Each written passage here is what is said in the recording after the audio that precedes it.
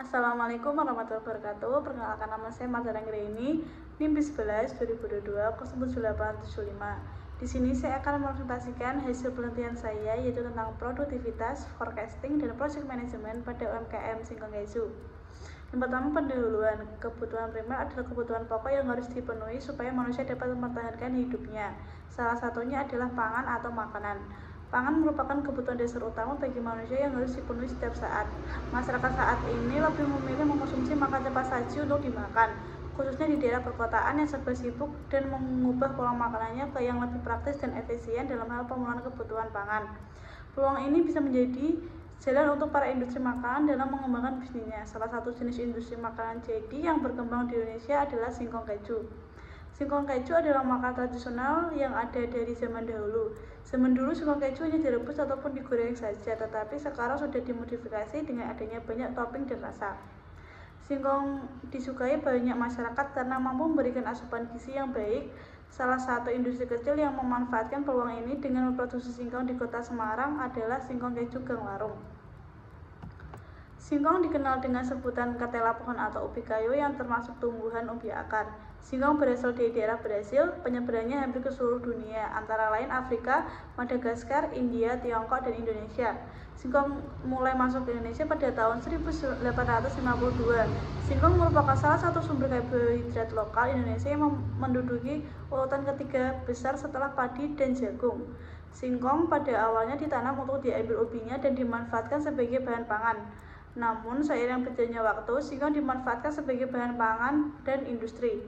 Selain dapat dikonsumsi langsung dalam berbagai jenis makanan, yakni seperti singkong rebus, singkong bakar, singkong goreng, kolak, keripik, opak, dan tape.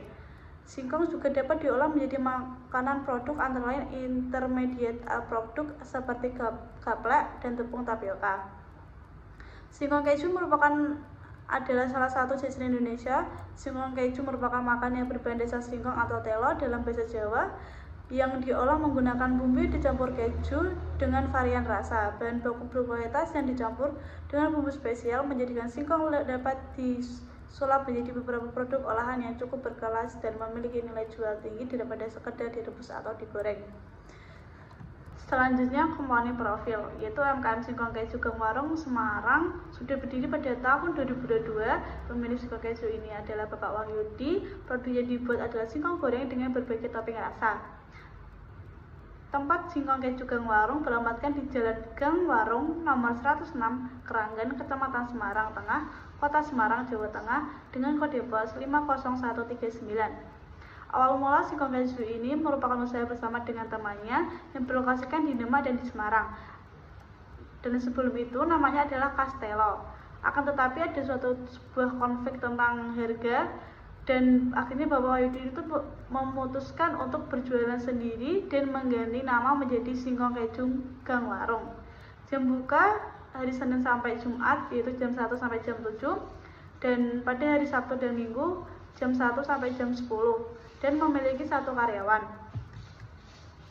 Faktor internal dan eksternal. Yang pertama, kekuatan. Yang pertama, ada pelayanan yang baik dan ramah terhadap konsumen. Yang kedua, harga jual produk yang ekonomis dan terjangkau, sangat cocok untuk semua kalangan. Yang ketiga, produk yang bergizi karena menggunakan bahan alami tanpa bahan kimia dan tambahan. Selanjutnya, singkong keju memiliki kekuatan cita rasanya yang unik. Yang kelima, menyediakan singkong keju frozen yang karena memiliki bahan mudah didapat. Yang ketujuh, lokasi strategis. Selanjutnya, kelemahan, yaitu pertama, kurangnya promosi. Yang kedua, tidak bisa makan di tempat. Selanjutnya, peluang. Yang pertama, tidak memerlukan modal usaha yang besar. Yang kedua, singkong keju ini bisa dinikmati dari yang muda sampai yang tua, maka sasaran luas dan mencakup seluruh kalangan masyarakat. Selanjutnya, dukungan pemerintah untuk melakukan bisnis lokal dan makanan khas daerah. Selanjutnya, ada ancaman. Yang pertama, jumlah bahan baku di pasaran terbatas. Jumlah penjualan singkong di pasaran sekarang ini mulai terbatas karena berkurangnya lahan untuk menanam singkong tersebut. Yang kedua, minat masyarakat terhadap jajanan tradisional berkurang. Para masyarakat cenderung memilih makanan fast food. Dari segi pengemasannya sangat menarik. Selain itu, para remaja juga sekarang kebanyakan mengikuti budaya barat. Selanjutnya, ada rumusan masalah. Kita mempunyai topik 3, yaitu yang pertama productivity, tentang bagaimana cara meningkatkan produktivitas terhadap kinerja karyawan di Singkong Keju Gang Warung. Selanjutnya ada forecasting, membahas tentang bagaimana cara mengoptimalkan penjualan periode mendatang pada Singkong Keju Gang Warung dengan hasil perhitungan forecasting atau peramalan yang didapat dari data penjualan per bulan pada tahun 2024. Selanjutnya ada project management, yaitu kita membahas tentang bagaimana cara mengetahui jalur kritis kegiatan produksi Singkong Keju Gang Warung. Selanjutnya manfaat penelitian ini, yaitu yang pertama ada penelitian ini semoga bisa menambah wawasan dan pengetahuan penulis serta pembaca tentang manajemen operasional mengenai productivity, forecasting, dan project management dalam kegiatan suatu perusahaan atau usaha mikro, kecil, dan menengah atau UMKM. Selanjutnya yang kedua, penelitian ini dijadikan pembelajaran untuk menerapkan dan mengembangkan ilmu yang diperoleh di bangku kuliah. Selanjutnya yaitu penelitian ini diharapkan dapat menjadikan informasi dan pembelajaran untuk penelitian selanjutnya. Selanjutnya yaitu metode pengumpulan data. Yang pertama kita menggunakan wawancara atau interview, yaitu merupakan suatu cara untuk mengumpulkan data dengan mengajukan pertanyaan langsung kepada seorang informator. Pertanyaan-pertanyaan yang diajukan biasanya disiapkan terlebih dahulu yang diarahkan kepada informasi-informasi untuk topik yang digarap. Selanjutnya kita menggunakan observasi, yaitu adalah pengamatan langsung kepada suatu objek yang diteliti. Observasi dapat dilakukan dalam suatu waktu yang singkat. Dalam hal ini, observasi bertujuan untuk mendapatkan gambaran yang tepat mengenai objek penelitian sehingga dapat disusun daftar kuesioner yang tepat atau dapat menyusun suatu desain penelitian yang cermat.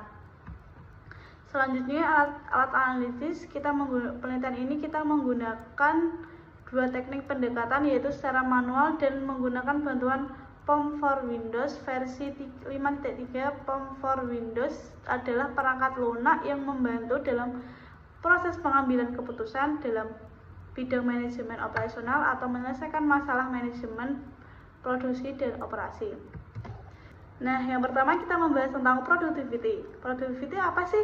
Nah, secara umum productivity adalah kemampuan setiap orang, sistem, ataupun suatu perusahaan dalam menghasilkan produk atau jasa dengan memanfaatkan sumber daya yang efektif.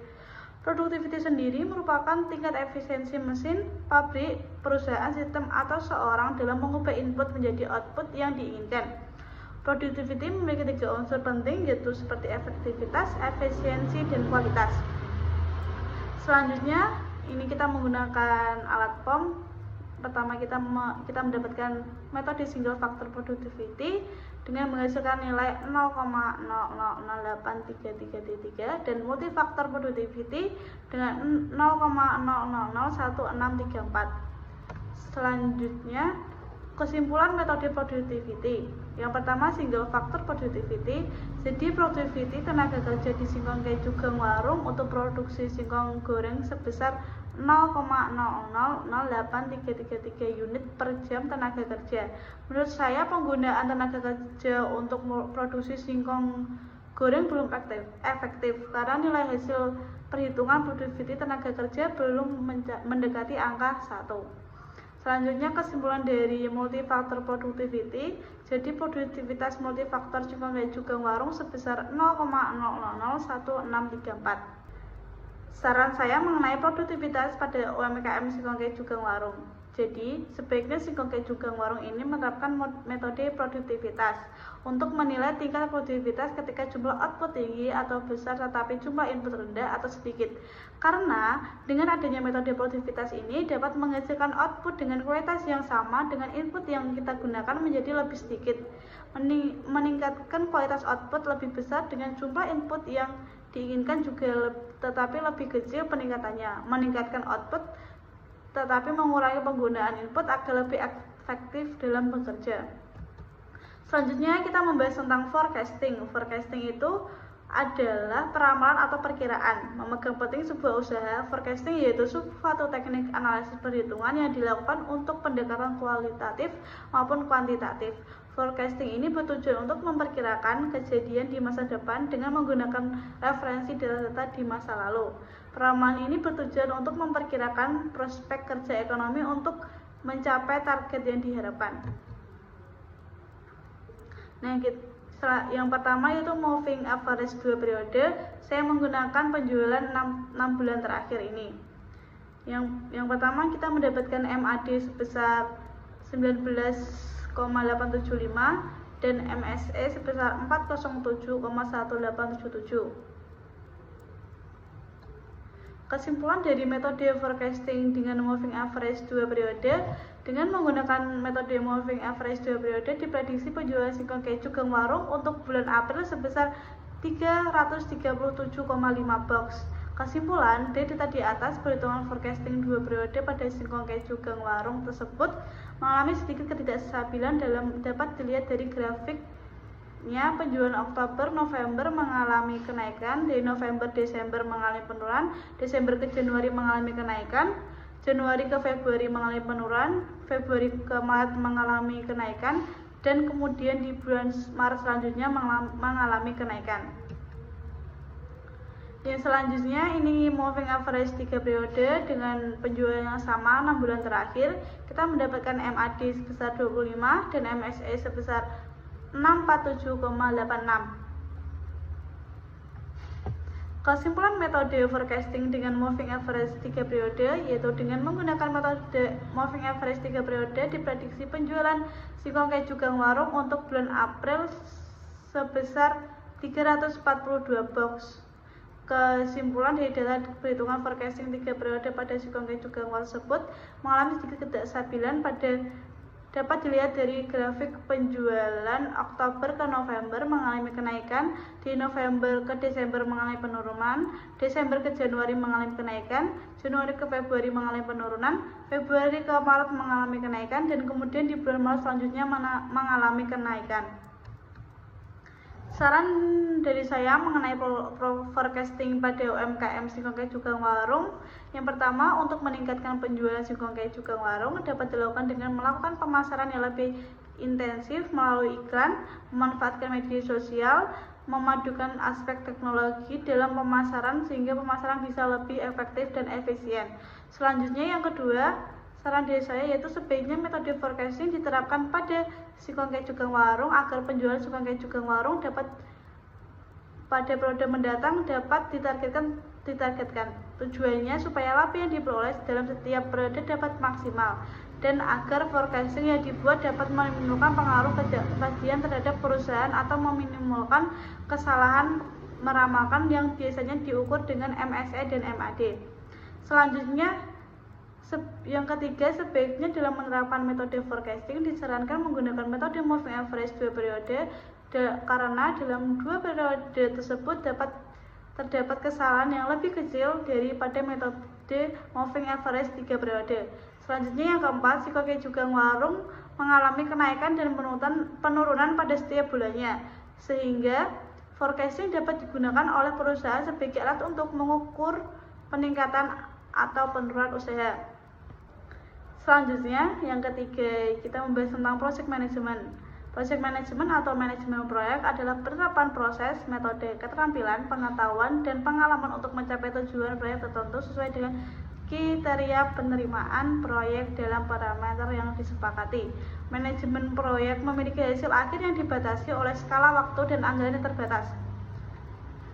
Project management, kita satu hari memproduksi 50 box singkong keju dan waktu pengerjaannya. Yang pertama, menyiapkan alat dan bahan baku yang akan dibuat, kita membutuhkan waktu 25 menit. Selanjutnya, pengecekan kualitas singkong membutuhkan waktu 15 menit. Yang ketiga, mendinginkan singkong dari freezer membutuhkan waktu 10 menit. Memanaskan minyak membutuhkan waktu 5 menit. Memotong singkong menjadi beberapa bagian membutuhkan waktu 10 menit. Menggoreng singkong membutuhkan waktu 15 menit, dan pengemasan singkong dan pembelian topping membutuhkan waktu 10 menit. Dan di sampingnya ada jalur kritis. Kesimpulan metode project management, kesimpulannya yaitu jadi jalur kritis untuk produksi singkong keju Gang Warung adalah A, B, C, E, F, G dengan total waktu jalur kritis sebesar 85 menit. Hal ini dapat diartikan apabila proses di jalur kritis mengalami keterlambatan, maka akan berdampak ke seluruh proses produksi yang akan mengalami keterlambatan yang lebih lambat dari jalur kritis. Selanjutnya, saran dari saya mengenai project management pada UMKM singkong keju. Dalam penggunaan metode ini, perusahaan dapat menargetkan produksi dalam sebuah perusahaan dan dapat sebagai alat yang membantu perusahaan untuk melaksanakan proyek-proyek yang dituju secara efektif dan efisien. Maka dari itu, perusahaan diasalkan untuk menggunakan metode tersebut untuk menjadwalkan karyawan supaya menyelesaikan pekerjaan dengan cepat dan sesuai waktu yang telah ditentukan, sehingga dapat berpengaruh pada peningkatan laba, juga dapat mendukung pencapaian proyek dan tujuan organisasi. Semakin meminimumkan waktu yang digunakan dalam suatu periode, maka akan meningkatkan pula laba yang diperoleh perusahaan. Selanjutnya ini adalah lampiran. Sekian, terima kasih presentasi dari saya. Wassalamualaikum warahmatullahi wabarakatuh.